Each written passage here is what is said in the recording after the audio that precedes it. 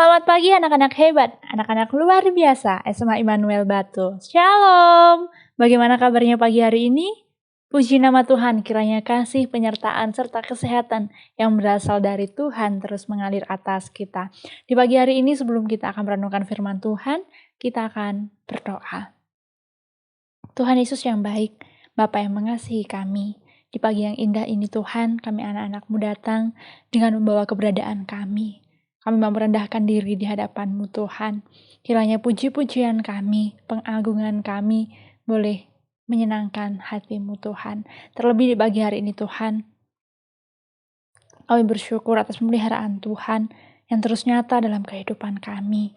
Tuhan Yesus yang baik, kami akan merenungkan sabda-Mu.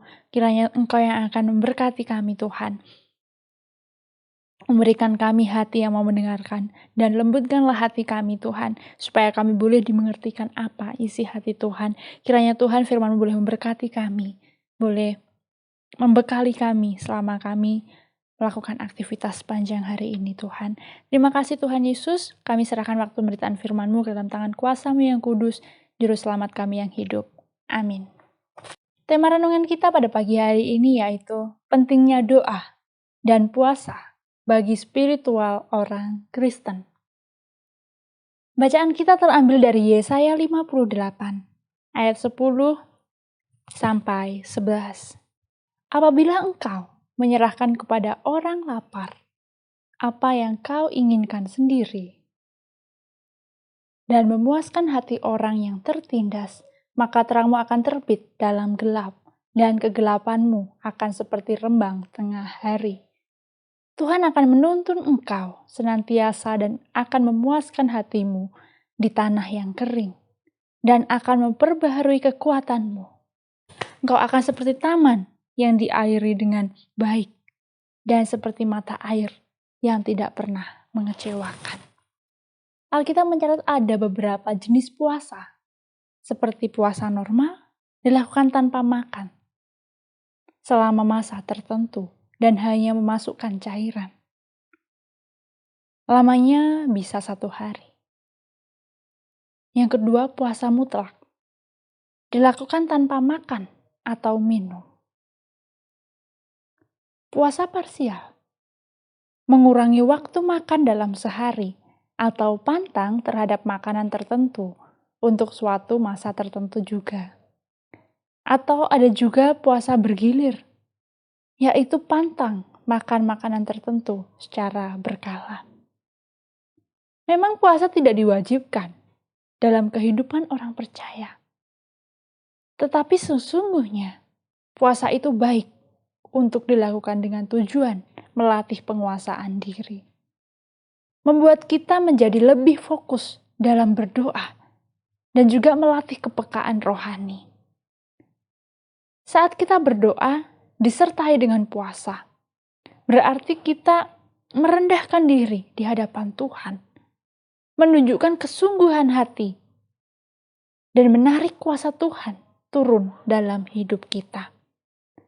Tuhan Yesus sendiri mengajarkan kepada murid-Nya bahwa doa dan puasa dibutuhkan apabila ingin melihat kuasa Allah bekerja.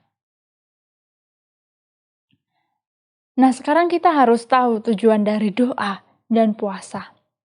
Itu apa sih tujuannya? Yang pertama, membantu menumbuhkan iman. Dengan melakukan puasa, maka kita akan berusaha untuk lebih merefleksikan diri akan segala sesuatu yang terjadi pada hidup kita. Yang dikarenakan oleh pada saat masa puasa, ada beberapa aturan yang harus kita ikuti.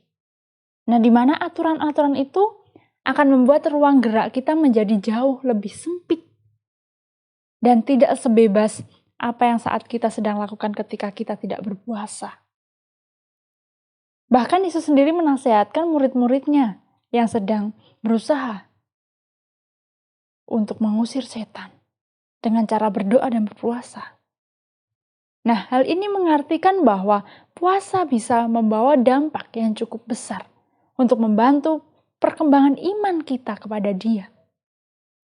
Dengan mempercayakan segala sesuatu yang terjadi atas nama Tuhan Yesus.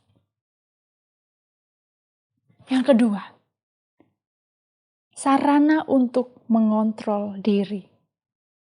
Berpuasa itu lebih dari sekedar kegiatan untuk menahan lapar dan haus.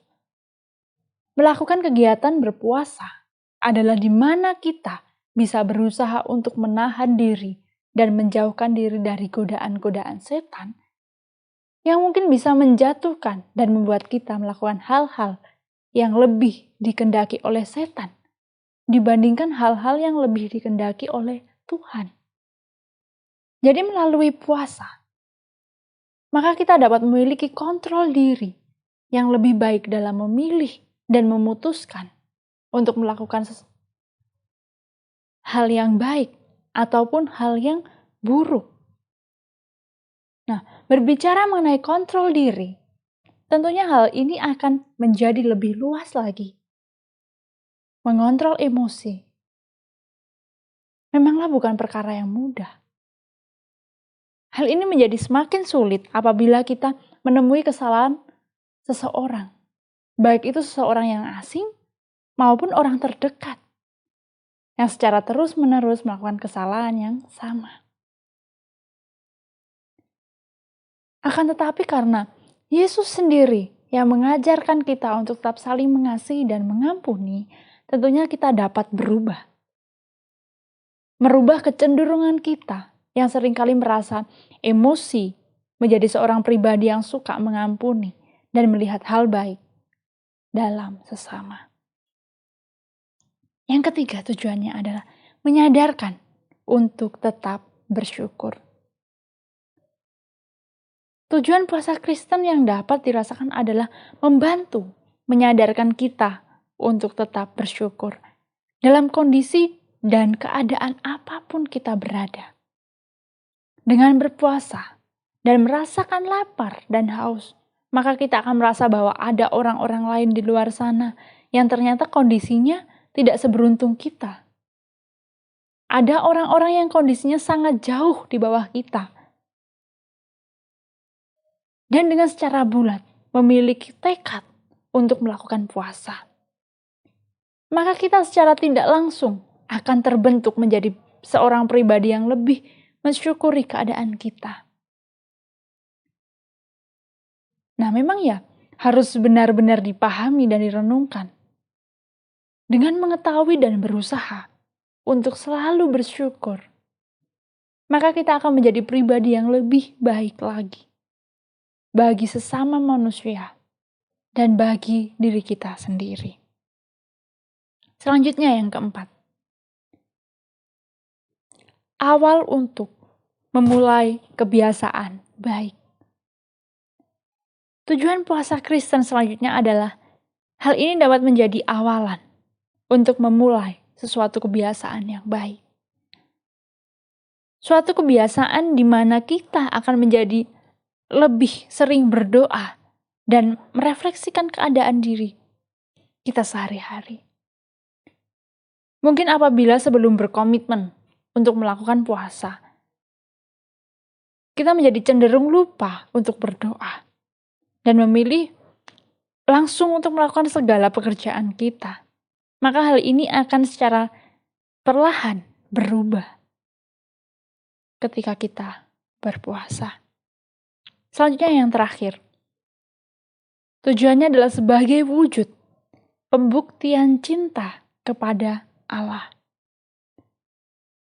Sebagai seorang manusia yang rapuh dan sering terjatuh dalam dosa, seringkali kita mendoakan Tuhan tanpa kita sadari melalui beberapa hal-hal kecil. Salah satu yang sering kita lakukan adalah meragukan kuasa Tuhan. Kita ragu akan apa yang terjadi selanjutnya dalam hidup kita.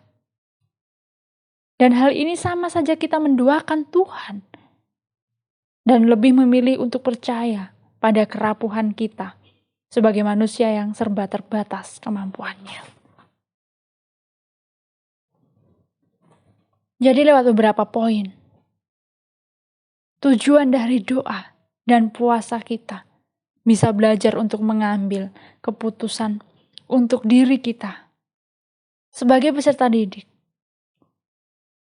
untuk belajar berdoa dan berpuasa, membawa diri kita untuk mengembangkan iman percaya kita, mengontrol diri, dan belajar untuk bersyukur, memulai kebiasaan yang baik, dan juga membuktikan cinta kita kepada Tuhan. Dengan demikian, hidup kita akan senantiasa selalu berkenan kepada Tuhan. Amin. Untuk firman Tuhan, mari kita berdoa.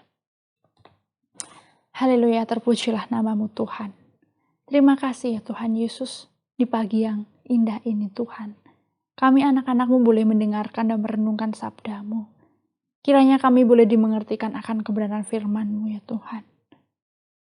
Jika di pagi hari ini Tuhan, Engkau telah mengingatkan kami kembali perihal pentingnya berdoa dan berpuasa. Kiranya kami boleh dimengertikan dengan tujuan berpuasa secara benar Tuhan. Puasa bukan untuk menantikan mukjizat, tetapi sarana agar kami boleh lebih dekat dengan Engkau dan kami boleh lebih bersyukur dengan kondisi kami yang jauh lebih baik. Terima kasih Tuhan Yesus. Jika sebentar kami akan mulai belajar, mari Tuhan Engkau yang akan memberkati anak-anak-Mu, memberikan semangat, sukacita, kepandaian, dan motivasi yang benar dalam belajar. Serta kiranya Tuhan Yesus juga akan memberkati guru-guru kami di tempat ini. Kami serahkan Tuhan aktivitas kami sepanjang hari ini di dalam nama Tuhan Yesus Kristus. Haleluya. Amin. Terima kasih Tuhan Yesus memberkati.